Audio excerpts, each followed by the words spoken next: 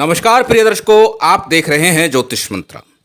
प्रिय दर्शकों, आज श्री सीताराम जी के चरणों में नमन करते हुए एक राम मंत्र देने जा रहा हूं।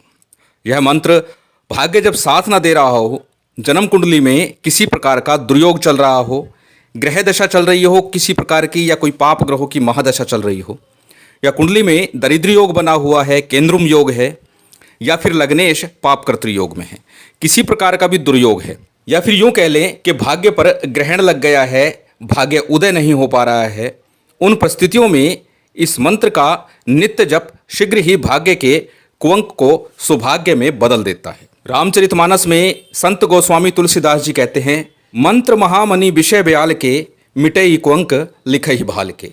कि राम नाम की महिमा इतनी है कि वह भाग्य में यदि किसी प्रकार का दुर्भाग्य लिखा भी हुआ है या किसी प्रकार के कुअंक लिख गए हैं तो वह मिटा सकता है। इतनी है राम नाम की महिमा।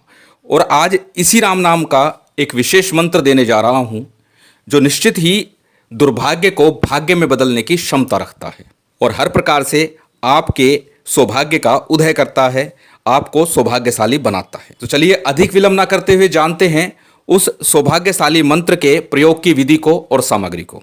सबसे पहले बात करेंगे सामग्री की। इस प्रयोग के लिए विशेष सामग्री की आवश्यकता नहीं है। सामान्य जो पूजन सामग्री है उसे लेकर के आप इस पूजन को कर सकते हैं। एक दीपक प्रज्वलित करना, एक जलपात्र अनिवार्य है कर्म साक्षी के रूप में। इसके अतिरिक्त जितनी भी सामग्री है वो आपकी श्रद्धा भाव पर निर्भर करता है क्या करते हैं, क्योंकि अनेकों बार मैं कहता हूँ चाहे मंत्र को सिद्ध करने की आवश्यकता हो या ना हो, परंतु एक बार सिद्धि विधान अवश्य करना चाहिए। इसीलिए किसी शुभ योग सिद्ध मुहूर्त में ही इसको एक बार सिद्ध कर ले। बात करते हैं सिद्ध किस प्रकार से करें।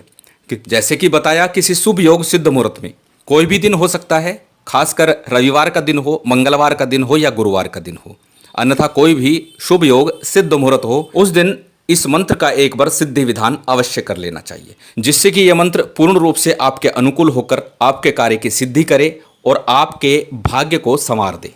हालांकि ये मंत्र स्वयं सिद्ध है और इसका स्वयं का प्रभाव है कि निश्चित ही भाग्य की वृद्धि करता है, सौभाग्य को जगाता है। एक दिवसीय साधना है, एक ही दिन करना है, एक ही बार करना है और उसके बाद में नित्य प्रति यथाशक्ति आप इसको जपें। करना कैसे है, किसी शुभ योग सिद्ध मुहूर्त में अपने पूजा कक्ष के अंदर, पूजा घर के अंदर उत्तर या पूर्व मुख होकर के किसी भी शुद्ध आसन के ऊपर बैठ जाइए। लाल रंग का, पीले रंग का आसन श्रेष्ठ होगा, अन्यथा कोई भी आसन हो, काले नीले रंग को छोड़ करके उस आसन पर बैठिए। सबसे पहले शुद्धि आचमन कीजिए, फिर एक दीपक प्रज्वलित कीजिए। अच्छा होगा यदि गाय के शुद्ध घी का दीपक आप प्रज्वलित करें, अन्यथा तिल तेल का दीपक प्रज्वलित कर सकते हैं। लेकिन प्रातःकाल करते हैं तो विशेष तौर पे ध्यान दीजिएगा, गाय का घी ही प्रयोग कीजिएगा, अन्यथा जो भी आपको उपलब्ध हो जाए, मिल जाए, वो घी ले लीजिएगा। उस समय तिल तेल का प्रयोग ना कीजिएगा। दीपक प्रज्वलित करने के बाद हमेशा की तरह संकल्प कीजिए, हाथ में जल लेकर के, अक्षत पुष्प लेकर के, अपना नाम, अपना गोत्र, उस दिन का तिथिवार नक्षत्र बोलिए और फिर उसके बाद संकल्प करिए कि किस कारण से आप ये प्रयोग करना चाह रहे हैं, इस मंत्र का जप करना चाह रहे हैं। तो निश्चित है सौभाग्य की वृद्धि के लिए, भाग्य के उदय के लिए, दुर्भाग्य के नाश के लिए इस मंत्र का प्रयोग है। तो सौभाग्य वृद्धि हेतु यही आपको बोलना है और संकल्प का जल गणेश जी पर या किसी थाली प्लेट में छोड़ दीजिए। तत्पश्चात सबसे पहले गणेश जी का, गुरु का, कुलदेव, पितृदेव, स्थान देव इत्यादि का जो सामान्य पूजन हमेशा बताता हूँ वो सामान्य सा पूजन कर लीजिए। जो भी आपके पास उपलब्ध सामग्री है उसी से पूजन कीजिए। इसके बाद में भगवान श्री सीताराम का पूजन करना है, श्री हनुमान जी महाराज का पूजन करना है और क्षेत्रपाल के रूप में भैरव जी का पूजन भी अनिवार्य तौर पर करना है। इतना सा पूजन करना है।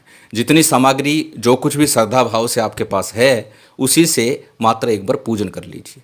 और उसके बाद में एक माला गणेश मंत्र की और एक माला गुरु मंत्र की। हमेशा बताता आया हूँ, यदि गुरु नहीं है तो अपने इष्ट मंत्र का या भगवान शिव के पंचाक्षरी मंत्र का जप आप कर सकते हैं, जिस मंत्र का मात्र 11 माला कम से कम आपको जप करना है, अथवा जितना आप कर सकते हैं, आपकी सामर्थ्य है, शक्ति है, उतना कीजिए। 21 माला कर सकते हैं, 41 कर सकते हैं, कर लीजिए, लेकिन सिद्ध योग मुहूर्त में एक बार इसका सिद्धि विधान कर लीजिए। उसके बाद क्या करना है, रात्रि काल में सोते समय और प्रातःकाल उठने के तुरंत बाद, यानी सोते समय जब आप बिस्तर पे होंगे तब और उठने के बाद जब आप बिस्तर पे होंगे तब, अवस्था चाहे कैसी भी हो, इस बात का विशेष ध्यान नहीं रखना कि आपने स्नान नहीं किया, आप अशुद्ध अवस्था में, बस राम जी का स्मरण कीजिए और इस मंत्र का 11 बार उच्चारण कीजिए, सोने से पहले और उठने के तुरंत बाद। शीघ्र ही आपको परिवर्तन नजर आएगा, आपके बिगड़े हुए काम बनते नजर आएंगे और आपका जो भाग्य में बार बार अवरोध उत्पन्न हो रहा था, काम बन नहीं रहे थे, हर काम अटक रहा था, बिगड़ रहा था, वो सब आपको बनते नजर आएंगे। बहुत ही शक्तिशाली और सामर्थ्यवान ये मंत्र है, हर प्रकार से भाग्य की बाधा को दूर करता है। चलिए अब जानते हैं उस विशेष, खास और शक्तिशाली मंत्र को। मंत्र आपकी स्क्रीन पर है, आप इसे देख सकते हैं, नोट कर सकते हैं या फिर इसका स्क्रीनशॉट ले सकते हैं। मंत्र को एक बार बोल करके बता देता हूँ। मंत्र इस प्रकार है, ओम नमो भगवते रामाय सर्व सौभाग्यम देहि में स्वाहा। ओम नमो भगवते रामाय सर्व सौभाग्यम देहि में स्वाहा।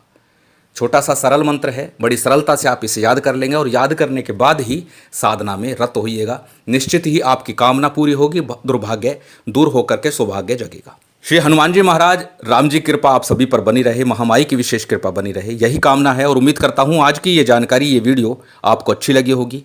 यदि अच्छी लगी हो तो कृपया लाइक कीजिएगा, शेयर कीजिएगा। यदि चैनल पर नए हैं तो सब्सक्राइब कर बेल आइकन बटन दबा दीजिएगा। जय माता दी, जय श्री राम।